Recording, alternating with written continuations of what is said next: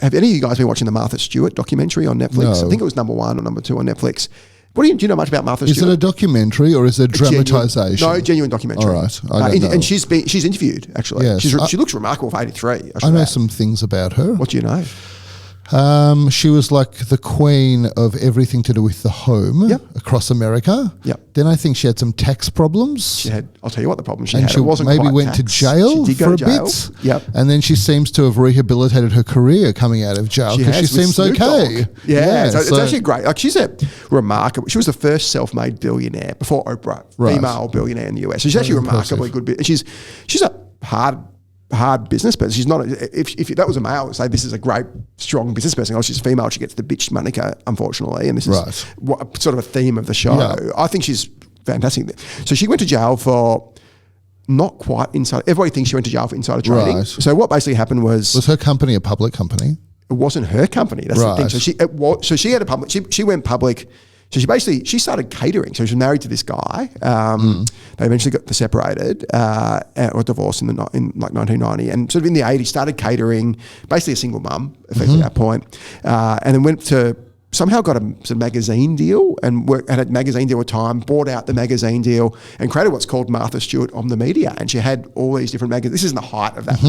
She listed in 1999. So for like internet bubble. So she was worth $1 billion. Was it marthastewart.com? Like, was it a .com business that she created? It was literally the majority of the business was old school magazines. So it's kind of coincidental that she listed in the stock market boom, but not the .com boom, basically. Well, it was the .com boom and the stock market boom, but she wasn't .com. Yeah, but it was called On the Media, so she was doing some stuff online as well, but it was a revenue making. They had a bunch of magazines. I remember a lot of people just invested in IPOs at that time, just looking at the name of the company, doing no research, ridiculous. And so Omni Media might have been good enough to get the .com money. And it was worth billions at one point. Probably shouldn't have been. And then she was good friends with a guy called Sam Waxel, actually interviewed for the show coincidentally. And Sam had this business called Inclone, I think. It was a biotech business. And he was going to get a drug approved, found out it wasn't approved and started selling. And Martha was traveling somewhere and the thinking was she insider traded because she was friends with this guy. This guy tipped her off, she sold. That's actually not exactly what happened was her broker said, I think you should sell. And there's a bit of sort of conjecture what happened, but essentially he said, Sam's selling, something's probably pretty bad, you should sell. That's not actually insider trading. That's not at all insider trading. FBI... Unless Sam told the broker, this is why I'm selling. But he didn't. They never got it for insider trading. It's a bit Al Capone style. So I think it was the New York district attorney. Do you know who it was?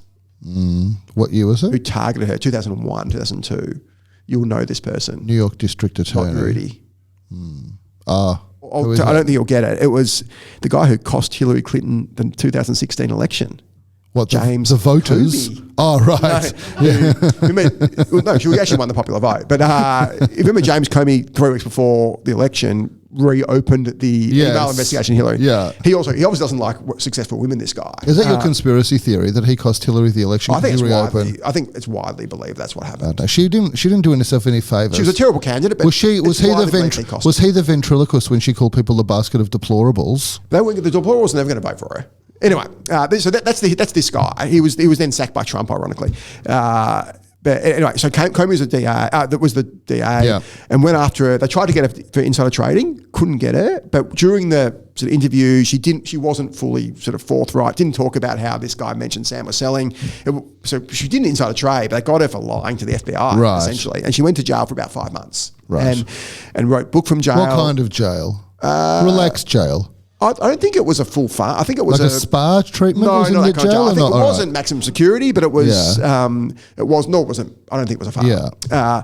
They showed the jail in the show. It's actually worth watching. And you're right. She sort of, and then she had to leave the company. Or she kind of half left the company. The company share price got smashed. I think eventually got bought out for a few hundred. So it got sold in the end for some value, and it's still like the remnants I think still exist. And she made a comeback via Snoop Dogg partnerships and had a new show. And now she's sort of not fully back, but she's kind of back, and which is a great redemption story for someone who really should never have been charged, should never have gone to jail. It was ridiculous. It was almost certainly sexism. That wouldn't have happened to a rich bloke. There's no chance. But it happened to her. And how funny is Snoop Dogg? You know what the greatest documentary ever would be? Obviously, you can't make what I'm about to suggest. Last Dance. The greatest documentary ever would be to go to a young Snoop Dogg and show him what he turned into as an older Snoop Dogg and just watch his reaction to that, because every single thing I see, all of a sudden, Snoop Dogg is selling this or that. Yeah. He's prepared to do anything, that guy, basically. Paris Olympics with Simone Biles. Unbelievable. Unbelievable. He was the least mainstream person back when he was young.